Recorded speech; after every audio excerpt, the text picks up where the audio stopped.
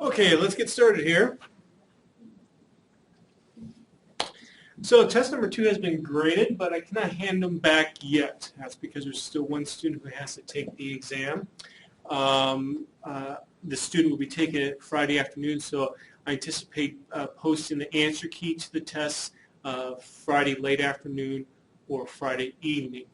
I will pass back the tests on Tuesday, but I will not give out grades, though, until I pass back the tests on Tuesday. So please don't all of you be emailing me, what did I get on the test? I'm not going to tell you that. But I will tell you, though, that the average score on the test was 81.1.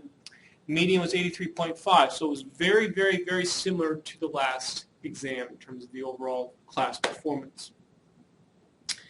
Project number 5, we're going to talk about that at the beginning of class today. Like I said, it's a short project. It's going to be due on Friday, November 30th at noon. And just going to give you some additional experience with the stuff that we're doing in Chapter 10. And also will allow you to see basically from the beginning, in project number 1, to the end now in project number 5, the whole model building experience with respect to one data set, that cheese data set. And so that when you get outside of this class now you have the tools that you can use to go from the start where you see a data set to the end where you have one overall model for that data set. We will also do course evaluations at the end of class. Are there any questions before we get going here? Okay, so let's take a look at project number 5. So similar format to what we've seen before. Again, working groups of up to 3 people. Just 22 points, which is about half as much as what we normally have because, again, this is a shorter project. And already you can do parts A, B, and C on the project. So to begin with, part A, again, we're working with the cheese data set. For the model containing acidic, H2S, and lactic, in a linear form, construct these added variable plots. This is what we talked about at the very beginning of Chapter 10. These plots allow you to examine what is the correct form of a predictor variable in a model. Part B is actually really simple. It appears that acidic acid is probably not going to be important to include in the model. So what I like you to do is actually estimate the model with just H2S and lactic in a linear form. And part C here, continuing with that model, determine if there's if an interaction is needed. So that's actually applying some stuff from Chapter 8. Okay, so this is part of the model refinement step of trying to build one overall regression model. Then part D and E, we haven't talked about specifically how to do it, but I think you will have a general sense of how to approach the problem based upon your prior experience. You will remember from Chapter 3 and Chapter 6, I wrote one function for you that allowed you to look at a whole bunch of plots that examine the model in terms of like normality assumption, constant variance assumption, and so on. Well, I have written one more function for you to do this that now incorporates basically everything that we've looked at, including the rest of the stuff in Chapter 10 that we still need to get to. And so this is the function. You can download it from my course website on the R web page. And what I want you to do is comment on the linearity of the regression model, constant error variance, outliers, and normality. This number 4 here is what we're going to be spending most of the rest of the chapter on, and that is how to detect influential observations. What you're going to see is one change needs to be made to the model. Okay, so in part E, make the change and look at all these plots again relative to this new model. Tell me if this model is okay then from examining those plots. If it is, then that's your final model. That's what you could use then to predict cheese taste outside of this class. So you can take this model with you to the grocery store. Of course, it might be difficult to get some of these acidic acid, H2S, and lactic acid variables, but maybe actually instead those manufacturers who make cheese could have access to those variables, and they could give an overall measure of cheese taste. Okay. So that's project number 5. Are there any questions? Okay, so let's get back into the notes.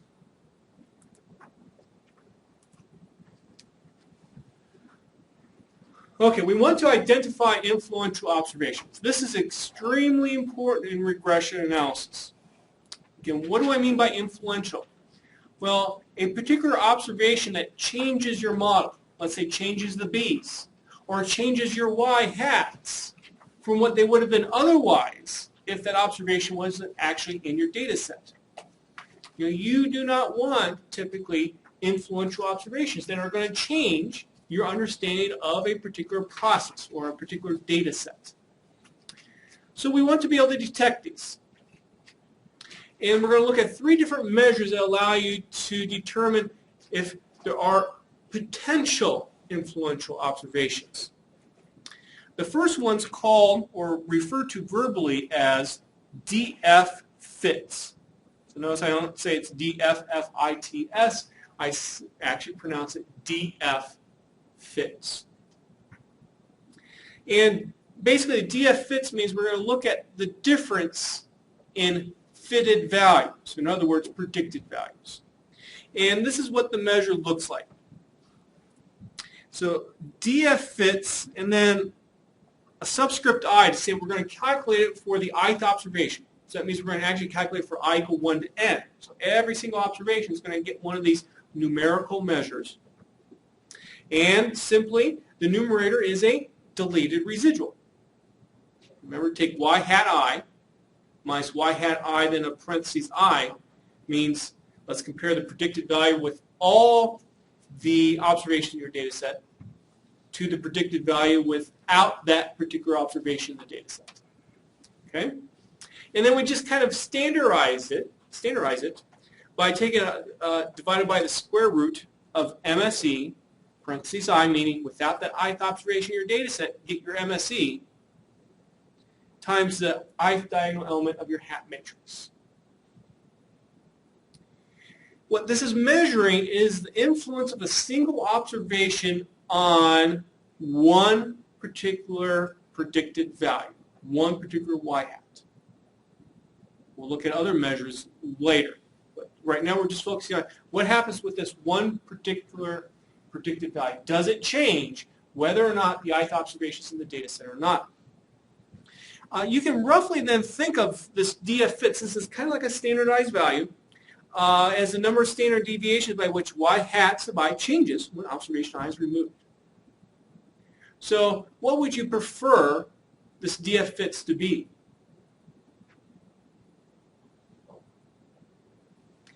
You would hope it to be small in terms of relatively close to 0. The farther it is from 0, it could both be positive or negative, the more influence a particular observation has on its corresponding y hat. And again, we don't want it to be influential. Now, with this measure here, you can see that we could potentially have to fit a large number of models. So if I'm computing this for n different observations, that means I have n plus 1 different models I have to estimate, where that plus 1 comes from when all observations are in the data set. Fortunately, though, there are some nice simplifications, and you're not responsible for any derivations of this here. And what you can do is actually take the studentized deleted residual, that's that t sub I, and multiply it by this stuff that involves the hat matrix diagonal value, then the square root. Okay? So that now all you need is actually to estimate one model. And you can get these d fits I sub i's for every single observation. Well, how do you know then, what's far enough from 0 to say, yes, that observation is influential? Well, these are just some general guidelines that are typically followed. And that is if the absolute value of your DF fits is greater than 1 for a small to medium-sized data set, you have a potential influential observation. If it's for large data sets, change the criteria to 2 times the square root of p divided by n. Okay. So that's D of fits. So that's the first one. The second one is what's called Cook's distance. Now this is similar to the last one, except now it's let's say a grander measure.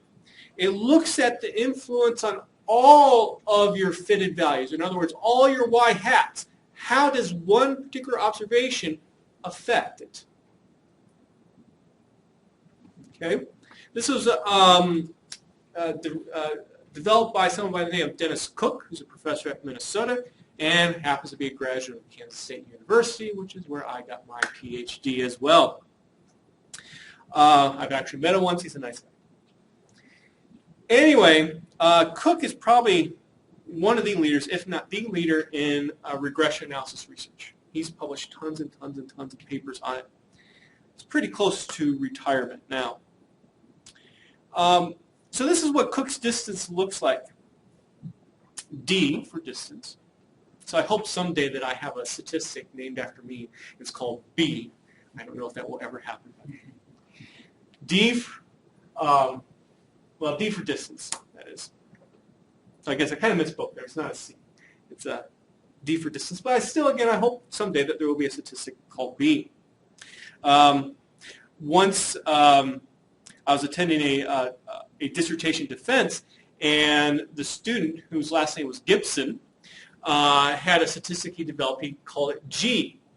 And one of the professors on his committee says, "Did you just name that after yourself?" And the student said, "No, I named it that way because it was good." Anyway, enough about that. So this is how the statistic is formed. I'm going to take the sum over all my observations and calculate all the y hats with, again, this assumes that all the observations are in the data set. Subtract off its corresponding predicted value from a model that has the ith observation deleted from the data set. So notice again how this is a little bit different from what we've seen before. Typically we've seen just this, the deleted residual. For the ith observation, remove that ith observation from the data set. Only compute that y hat then for that ith observation. Here, we're computing y hats across all observations in the data set with the ith observation removed. Then we divide by p times the square root of MSE, just kind of as a standardizing measure. Again here, you might be thinking, okay, we're going to have to estimate a whole bunch of different models. Now, if I want to compute this value for every single observation in my data set, fortunately, there's some nice mathematical simplifications that happen. And instead, you only have to estimate one model that has all the observations in the data set. And this is the corresponding expression. Well, how do I know if this is large? Well, this d sub I, if you notice, has to be positive. Because notice we have that sum of squares in the numerator. Obviously, p and MSE are always positive as well. So, you might think the bigger that numerator gets, the more evidence that a particular observation is influential. And Cook came up with this particular guideline. He said, take the 0.5 quantile from an F distribution, with the corresponding degrees of freedom there, and if d sub I is greater than this quantile, you have potentially an influential observation. So let's compare this Cook's distance again to D of fits. Which do you think is a more serious, how should I word this? A more serious problem? To have a D of fits pass its, let's say, borderline, or to have a Cook's distance pass its borderline? Cook's. Why? It's affecting all the whole data set, not just the one observation. Exactly. Notice Cook's measures overall. It's affecting all the data set here, this particular observation. I'm sorry, it's affecting all the predictive values this particular observation is. Rather with D of fits, it's only affecting one. So that's why Cook's is a more serious problem if you have D sub I pass that F distribution value. Now lastly, there's one more way to examine influence, and this is through what are called DF betas, difference in fit betas. So you might be thinking, okay, this maybe has something to do with actually the estimates of the betas, the B's, and in fact that's what it does. So let's say that we're interested in one particular B in our model. So this could be B0, could be B1, B2, all the way up to B sub P minus 1. Again, these are the estimates of the betas. And let's say that the corresponding estimate of that B is B sub K, then and then parentheses I. To emphasize again, let's remove the ith observation from my data set and get a new model, get that B sub K. And so you might think again, as a way to measure influence, how about we just simply subtract these two possible values of B sub K with the ith observation versus without the ith observation. And that's going to be the numerator of our DF betas statistic. In the denominator, we're going to use the square root of MSE, again with parentheses I to say the ith observation is removed, times something we're going to call C sub kk, which is the kth diagonal element of the x prime x inverse matrix. The reason why that comes about is simply what we're doing is kind of trying to get a variance measure of what's in the numerator. And if you take a look at, well, what's the variance of B, the vector of all of our parameter estimates, well, it's sigma squared times x prime x inverse. And so then you can think of the variance of a particular B sub k as sigma squared times C sub kk. Again, the corresponding diagonal element of that x prime x inverse matrix. And so that's why we make this, we do that dividing there. Now let's look at how many different possible DF betas we're actually calculating here. So for every observation, I equal 1 to n, but also notice the k there. That corresponds to every B that we're calculating. Typically, B0 is ignored. But for B1, B2, down to B sub P minus 1. So you can see we're going to have P minus 1 times n different DF betas. That's a lot to look at, depending upon, of course, your model and your number of observations, but potentially it could be a lot to look at. So some general guidelines for helping determine potentially influential observations. If you have a small to medium-sized data set, look at the absolute value of the DF beta. Is it greater than 1? For large data sets, 2 divided by the square root of n. So now what do you do if you, if one of these measures says, uh-oh, you have a potentially influential observation? Well, then you need to look into a little more and decide if maybe some changes to your model or even your data set are needed. And at the end of Chapter 10, we will have a nice example of that. But for now, it's just some general ideas, and we've kind of discussed these before.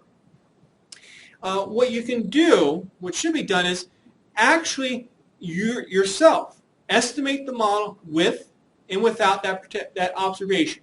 And so that you can actually see for yourself if the changes of the B's, if the changes in the Y hats are actually meaningful in the context of your particular problem. Okay? We'll have examples of that very shortly. Okay. Please make sure you take a look at page 406 in the book. It discusses some issues involved with looking at influential observations. And let's get to an example. So if you remember, we had this high school and college GPA data set, and I had made, this is back in the earlier set of Chapter 10 notes, I had made a small change to the data set where I added, I added this observation. Okay. Based upon where it's located on the plot, we expected it to be influential. And so what we saw, without that observation in the data set, we get the model that's denoted by the dashed line there. With that observation in the data set, we have the model that's denoted by the solid line. And we can see it was influential. It changes your interpretation of your understanding of the relationship between high school and college GPA. Let's see now, with this data set that has 21 observations, let's see if these measures that we just talked about actually pick it up as being potentially influential. So, how do I calculate DF fits? Let me actually go over here to 10 to do this. Well, there's a function called DF fits. And you simply, if you've already estimated your model, could put the results in mod.fit. Here are all my DF fits. Well, which ones have an absolute value greater than 1? Get this first. Well, again, similar to what we've done before, I can say ABS for absolute value, dffits.I, where I stored these DF fits values. Are they greater than 1 or not? And what's returned is a bunch of trues and falses. And look where the true is, observation 21, which is this additional observation that I had added to the data set. So it did pick it up. Now, obviously, we have a small data set here, so we can see which one it is. But generally speaking, what you can do, and we've done this before, is to say something like this: dffits.I, put in brackets all these trues and falses, and then R will return to you just that particular observation.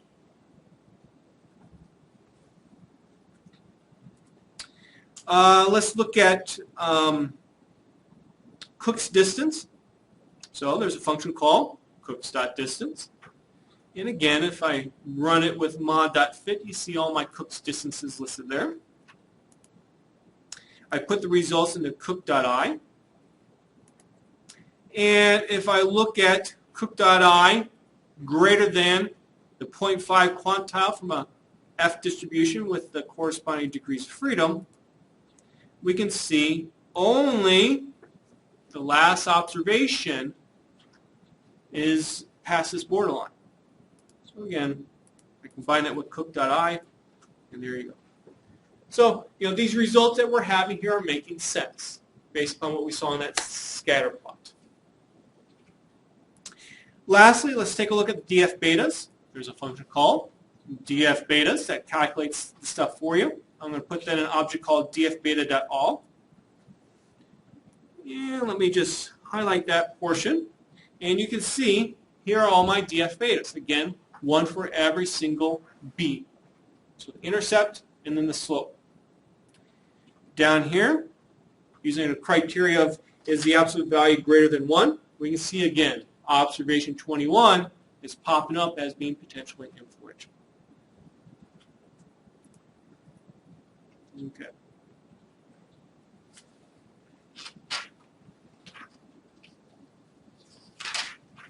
Let's go to page 1033.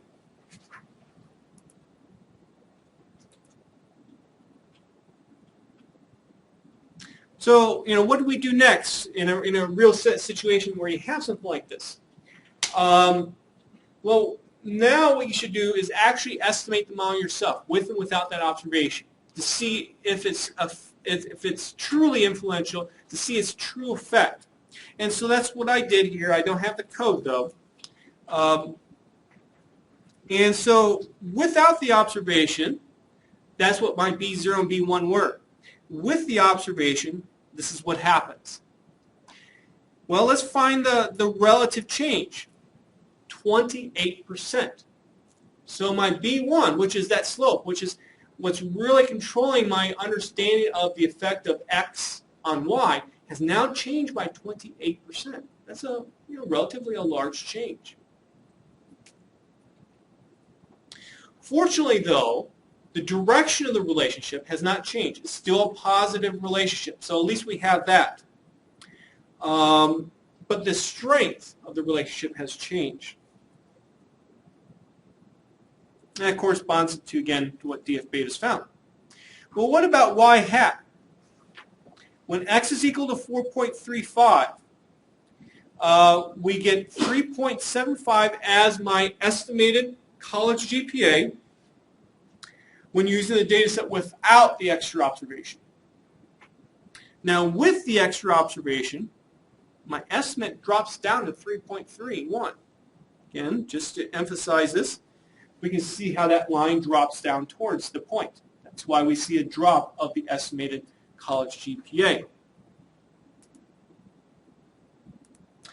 Again, you could do a relative change. It has changed by 11.72%. So the relative change is not as much as what we had seen previously with the B's, but there's still some there. But I think this is where, your understanding of a particular problem helps. All of you have a very good understanding of GPAs. And if you compared one student who had a GPA of 3.75 and another student who had a GPA of 3.31, you understand that is a meaningful difference. Typically, it's a meaningful difference. So this is, again, an example of the influence of this particular observation. So what should you do now? Just give up? No. We need to understand what's happening with this particular observation. Why did this student who did so good in high school, when they went to college, they did really bad? Well, maybe there's another predictive variable that we're missing. Maybe we could include that in the model. For example, this is just example, maybe this student decided to take advantage of being away from mom and dad, and they decided to partake on some drinking, and that might have led this student to do poorly in college in comparison to how they did in high school.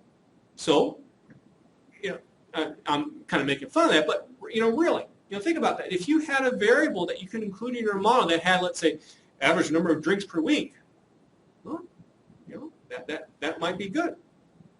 That would solve the problem for this particular student. Okay? Well, what about removing it? Well, just because it's influential doesn't mean you can say, okay, I'm going to toss it out of my data set. No, it doesn't work like that. But there are cases where there's justification to remove something like this from a data set. And you'll see an example of this at the end of Chapter 10 with respect to the MBA GARD data set. But let me just give you a little, foreshadowing what could happen. Maybe that, you knew that this particular student did do a lot of drinking during college, and that's maybe what led to it. But you don't maybe have that other kind of information on other students. Maybe what you could do then is, well, that's not necessarily a good example. Hold on. Scratch that example.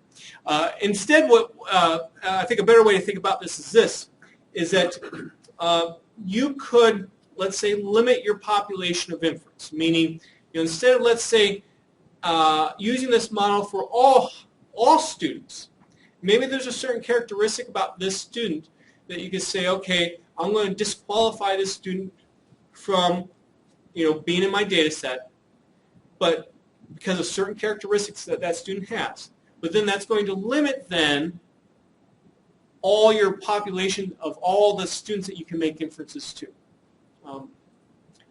That's not the best example, but you'll see an example of what I mean by that with respect to the MBA GARD data set. So, sorry, you just have to stay tuned. Well, there happens to be other estimation methods. So far, we've only talked about least squares estimation. But there are other ways to estimate your B's, or estimate your betas to get B's, that take into account these influential observations so that they have less of an effect on what the B's will be, and then, of course, then that affects what the Y hats will be. So there are other ways to estimate models, and we will talk about those in Chapter 11. Lastly, as a last resort, just leave it in the data set. But if, let's say, you're writing a paper and you're presenting this model in a paper, you need to actually say something like, okay, this is my model, these are my conclusions, but I had this influential observation. You need to say something like that. hopefully then people will maybe want to do, if you had some interesting results, want to do follow-up studies, and they might look to see if the same thing happens or not. But you need to give full disclosure and actually say, this is my model, but I have this potential problem. Okay, so let's take a look at the NBA guard data set, just real briefly, and look at these measures with respect to it. So in this data set, we have like about 105 observations, I think. And in these kinds of situations, rather than looking at all the DF hits, all the DF betas, it's often just best just to do a plot so that you can get a bigger picture of what's going on.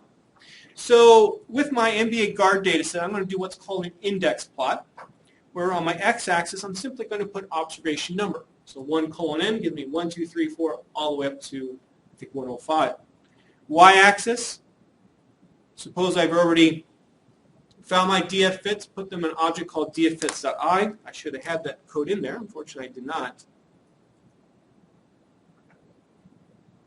But you get the idea of how to do that based on what we just saw in the previous example. Then I'm going to put some lines in my plot. A horizontal line at 0. A horizontal line at these guidelines that I have for determining potentially influential or not influential. So since this is kind of a large data set, you could look at -2 times the square root of p divided by n. But typically what I always do is also put the other guideline too, no matter if it's a small or large data set. And I'm going to put -1 and +1 there as well. Of course, don't ask me what is a large data set in terms of what is the exact value of n. I can't give it to you. There's not necessarily an exact value of n that I can say, that's the borderline. Now you have a large data set instead of a small data set. Then finally I use the identify function. If you remember, we've used that before, where that allows you to click on your plot to identify particular points. And this is what you get. So DF fits versus observation number. So as we can see here, we have some potentially influential observations that are popping up. Okay. So the lighter red line here is this 2 times the square root of p divided by n. The darker red line is the one and the -1.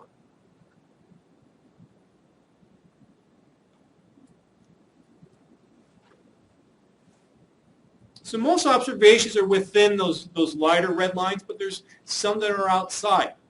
And what you're going to see when we do this thorough examination of the NBA guard data at the end of Chapter 10, these are often going to correspond to NBA guards that didn't get a whole lot of playing time.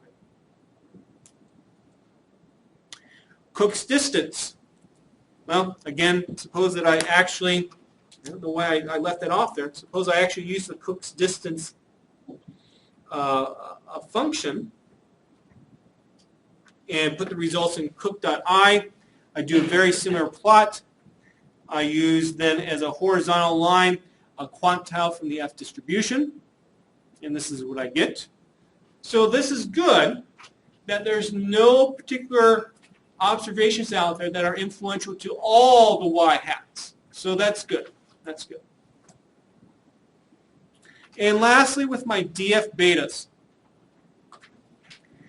Now, in this model that I'm looking at here, I actually will have 4 predictor variables. Sorry, I failed to mention that, but based upon previous work that we've done, if you remember, we've basically narrowed everything down to 4 predictor variables. We find the corresponding code here.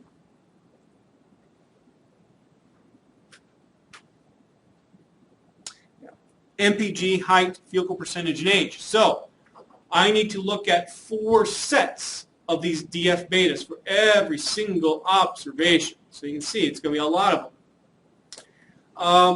Let me get the model into R. Oops.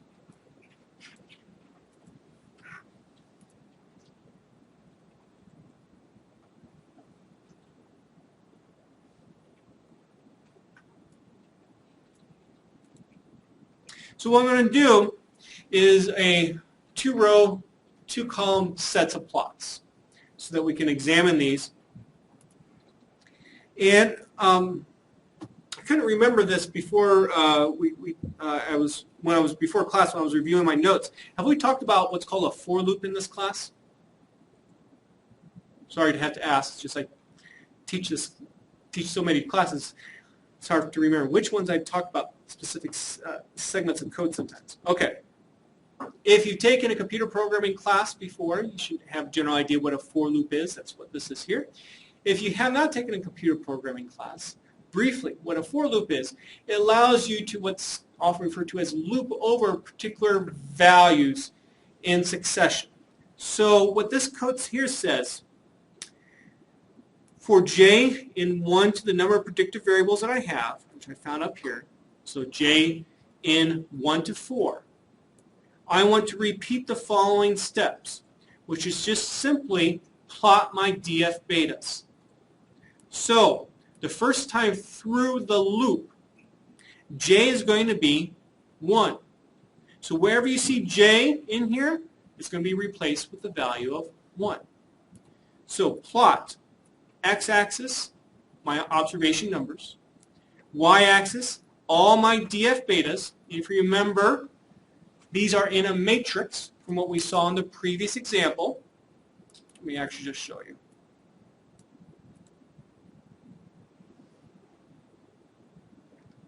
So here's my matrix. And what I want to do first is a plot for the df betas corresponding to MPG. So notice that's in column 2. So df beta.all bracket, I want all the rows. I want column 2. So j is 1. So I do the plot, draw some horizontal lines on it, give me some guidelines about if it's potentially influential or not, identify the points. Then I come back up, and for the second part of my loop, I look at, well, what's the next value here? The next value is 2. So j becomes 2, and I do exactly the same code again. So just to illustrate, let me run this. So here's my first plot. Notice how I have the plus sign here with my mouse, and this allows me to click on particular observations. I stop, I go to my next plot, and I can do exactly the same thing over again. And I'm just going to stop and stop, but you can keep on labeling points. And so what we see here with respect to df betas, the red line is for large data sets. But you can see we have potentially some influential observations. Fortunately, nothing outside the darker red lines.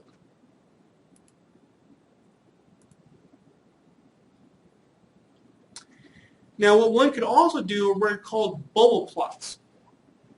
What a bubble plot is, it allows you to graph something, graph 3 variables in 2 dimensions. The way that this is done is now the plotting point becomes proportional in size to a third variable. So you plot one variable on your x-axis, one variable on your y-axis. The plotting point then is proportional in size to the third variable. And this is called a bubble plot because basically it's going to be like a circle. The bigger the circle is, the bigger the third variable.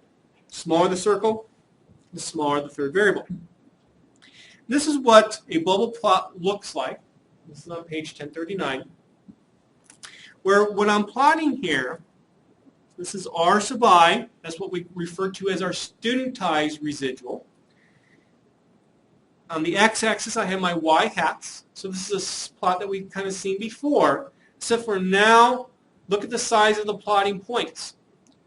They vary, and they are going to vary in this case by the absolute value of df fits. So I have to use absolute value there because it's proportional to the size of what df fits is. And so the bigger df fits is, the bigger the size, and you can't have a negative size of a circle. Okay, I think the size corresponds to the radius. And so, for example, we see the biggest circle here corresponds to 37. Notice how that has a large studentized residual and also a large DF fits. Let's find 37 up here. Here was 37. So you can see how that allows you to maybe reduce the number of plots that you're looking at.